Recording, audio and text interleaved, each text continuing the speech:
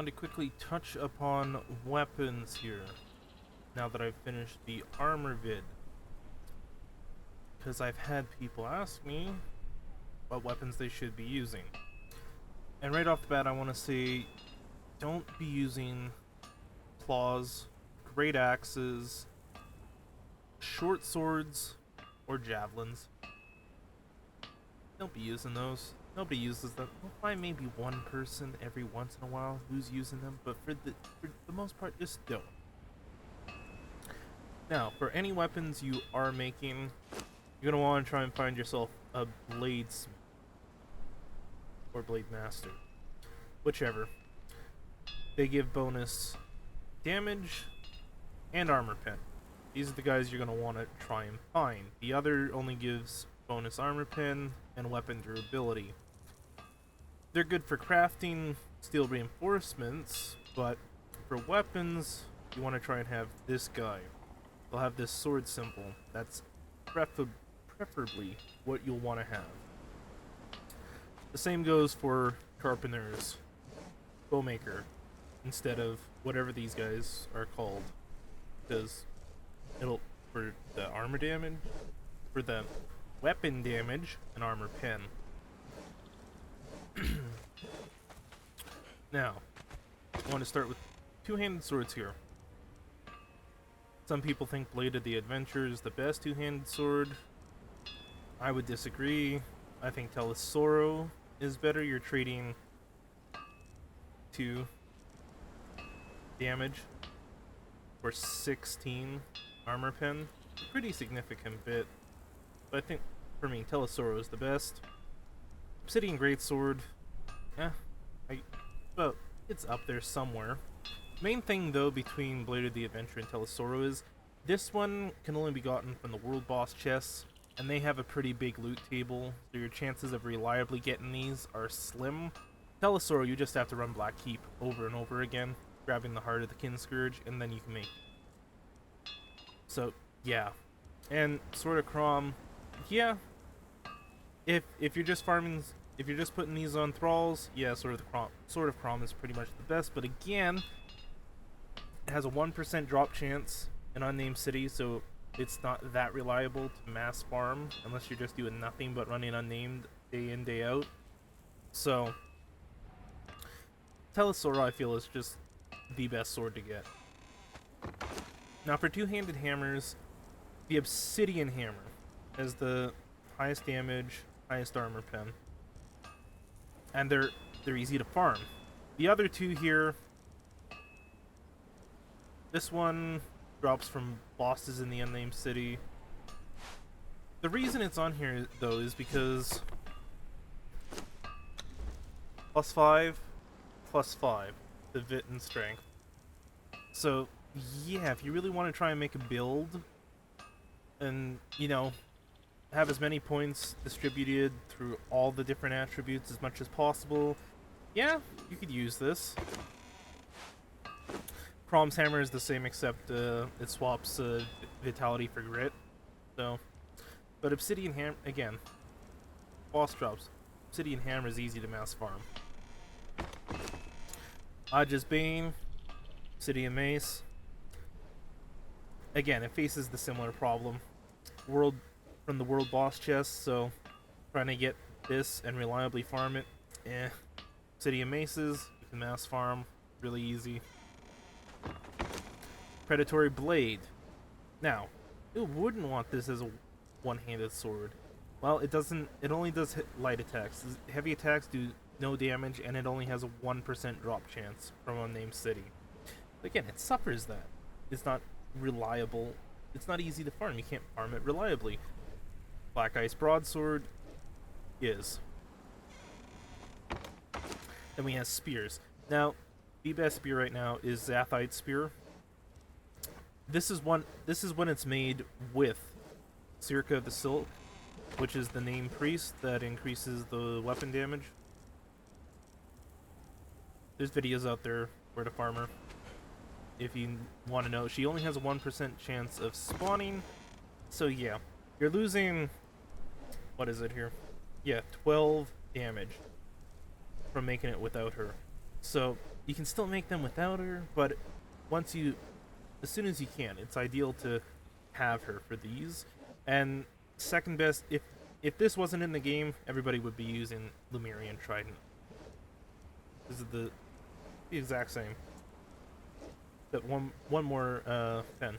But this has poison. It has infinite poison on it, and it's pretty mean. Then bows. Yeah, Reach of the Red Mother. 30 and 30. Yeah. But again, 1% drop chance from a boss. So, not easily farmable. Kahari Bow, 31, 8. These aren't too bad, but you do have to just constantly be running the wine cellar to get the bars for this. Dragonbone Bow, yeah, you're losing the damage, but I mean these are really farmable. They're easily farmable. You can get Dragonbone anywhere. So, I'm not a bow guy. I don't run bows. I only use them when I have to use arrows. So, yeah. Then we come to one-handed axes. Yeah, Yogg's Touch, most armor pen. This is how axes are judged, the armor pen, because aside from Yogg's, the Ancient Lumerian, and Reavers, all other axes have 0 armor pen. So, because it has the most, Yogg's Touch is the best. But, again, it's a boss drop, so... And then he pulls from a pool of weapons from the other gods. That's where Crom's Hammer comes from. He also drops Yogg's Touch, the Set Knives, and Mitra's Justice, and Voice of Derketo. So, yeah. Ancient Lumerian, though, is typically what everybody's running with. I mean, decent armor pen, pretty good damage. Throw a Master Weapon kitting in that, fitting on it. Yeah, you can just have a chest of these. They're really easy to make. They work. Yeah. Reaver's Axe suffers from the, world boss chest thing, like Aj's Bane and Blade of the Adventure. Not easy to farm, and reliably farmable, so... And then for offhand axes, you have Dragonbone. Cheap. Really easy to make. And Black Ice, it has way more damage, but you have to go to the Ice Temple, you have to sit there and craft them, so it comes down to whether or not that damage is worth it for you. Then we have Katanas. Yeah, Blade of the Seven Winds, 100% armor pen. That can be really mean. And Musashi's Black Blade, 6013. And this one's just crafted with the Bladesmith here, 912. Again, these are legendary drops. I think Blade only drops from the Unnamed City bosses. This one is a world boss chest drop. I can't remember for sure. But, again, they're not reliably easy to farm.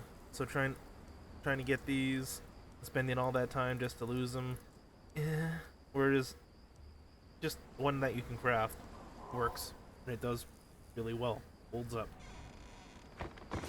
Then for daggers of Dagon have the most HP damage. They have the highest armor pen out of all the daggers out there, but venom infused daggers have infinite poison on them, and just being able to stack poison really quickly on people, it kills. It really kills. Especially if they don't have set antidotes, they're pretty much done.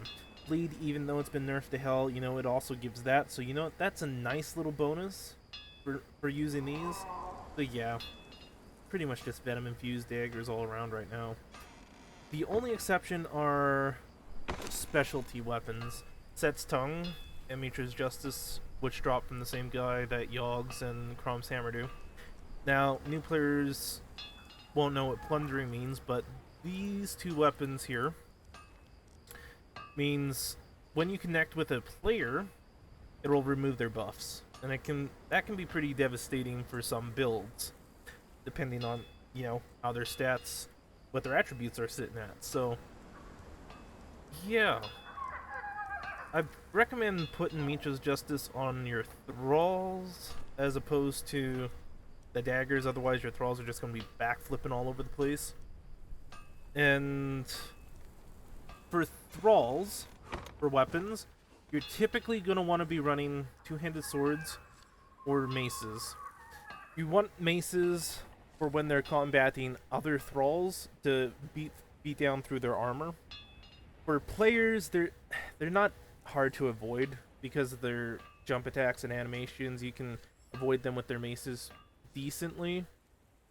You'll still get the odd tap here and there, but with the two-handed swords, I recommend that for players. Thrall versus player two-handed swords because they have a lot more reach. They have a bigger area of attack, and they can catch people more often than they will with the mace. So yeah, just something to keep in mind, especially for new players. This is what this is for. Conan for noobs. Yeah. Hopefully this helps. You know, give you an idea of what you want to do, where you want to go, as you start to dip your toes into this aspect of Conan. Yep. And good luck.